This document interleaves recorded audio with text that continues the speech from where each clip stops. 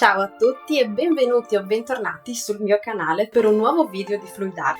Nel video di oggi userò la palette arcobaleno. È uno strumento che non ho ancora mai utilizzato. Di che cosa si tratta? Si tratta di uno di quei colini che si usano per i lavandini, che però noi lo utilizzeremo per la Fluid Art. Non è una tecnica nuova, ma andava di moda qualche anno fa. È da tanto che non ne vedo più e quindi, perché no, facciamone una noi. Per realizzare questa tecnica utilizzeremo, come ho già detto, questo strumento qua. Oltre a questo strumento utilizzeremo la split cap in 5 scomparti. In realtà la tecnica che volevo eseguire ne richiedeva 6, ma io non ho quella split cap lì, quindi la faremo con 5, sperando che il risultato sia bello lo stesso. Tela quadrata, utilizzerò una 30x30 e il tavolo girevole. Vi metto nella descrizione del video i link di tutti i prodotti che sto utilizzando io. Siamo pronti per partire e riempire la split cap. Parto versando il blu ciano nella camera più esterna. Il colore che utilizzo è molto fluido, diciamo non la consistenza più fluida di tutte, ma vedete lascia una leggera traccia.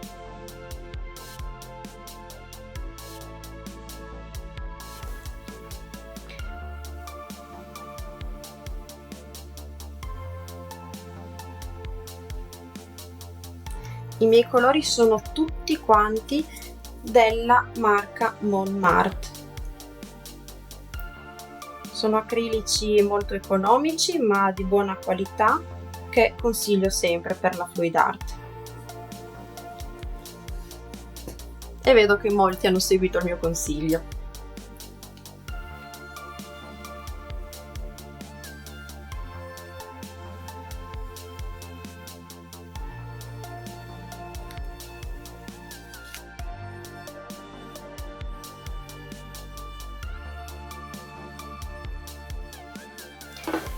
Prima però verserò una base nera sulla tela.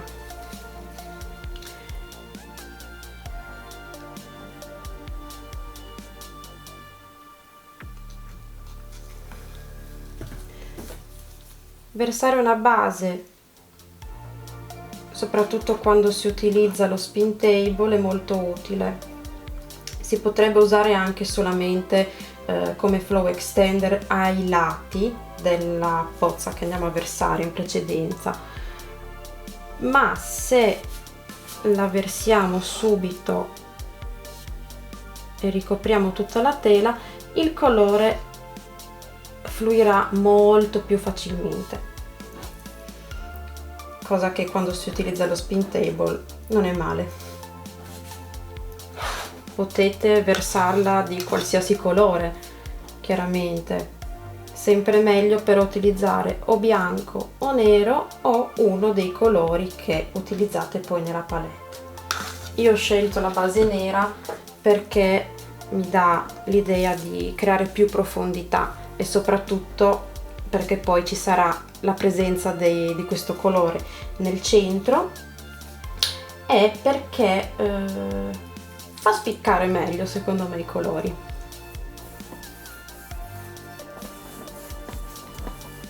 Copro anche i bordi.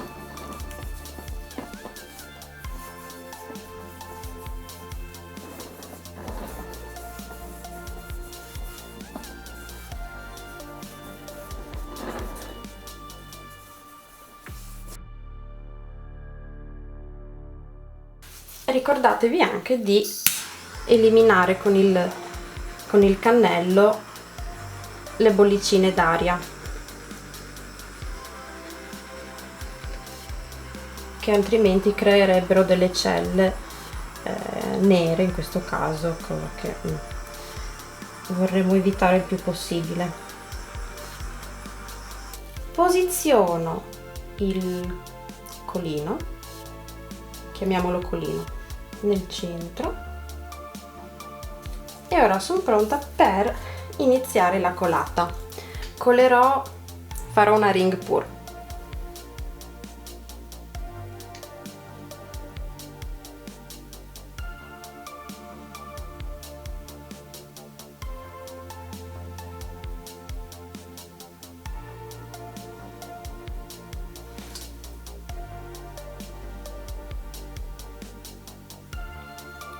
I miei colori sono preparati con il medium Max Meyer Fix Up. È un medium che non è in realtà un medium, ma io lo utilizzo per le mie colate.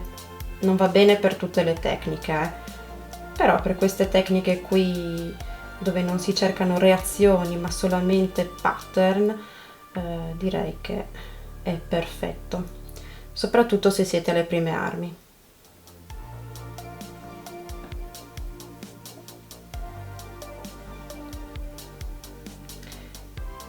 Per realizzare questo quadro mi sono ispirata a Fiona Art, che ne ha fatto uno pazzesco qualche anno fa.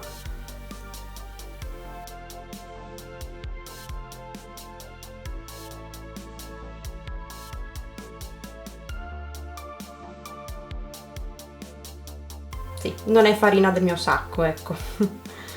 Credo che quando ci si ispiri a qualcuno bisognerebbe sempre citarlo per correttezza.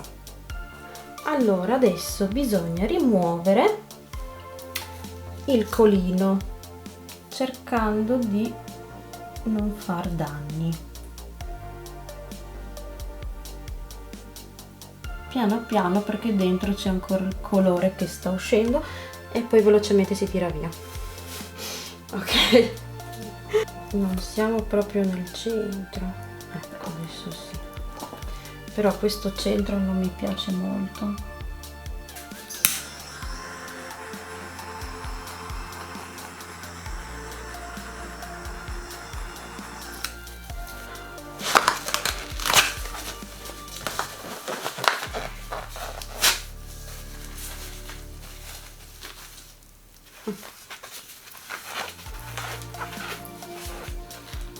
Non avendo un palloncino, mi do, diciamo, mi arrangio con un guanto.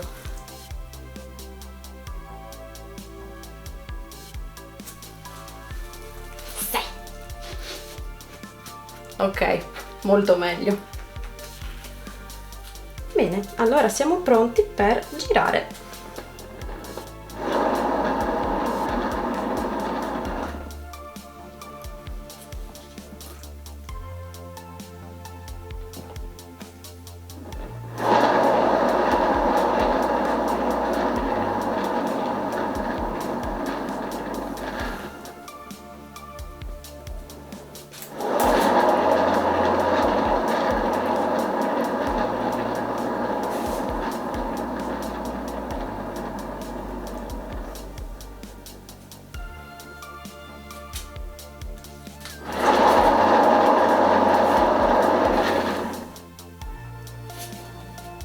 Ok, non vado oltre perché lo adoro già così. Ve lo faccio vedere nei dettagli. E questo è il risultato finale.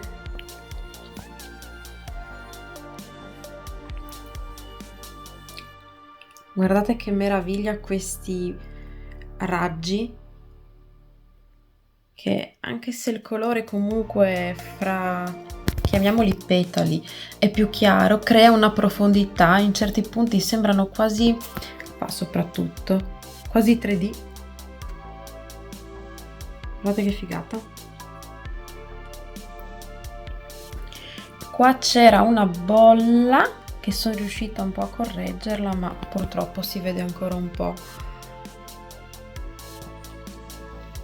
E qua nel centro, allora da vicino ancora, cioè è una figata, niente da dire. Guardate come si sono formati questi, diciamo, anelli, cioè bellissimi. Però da lontano danno un po' la sensazione di fango, questo perché c'è il rosso, e questo invece è l'effetto del nero che vi dicevo.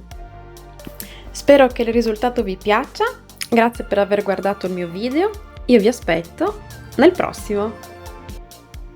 Ciao!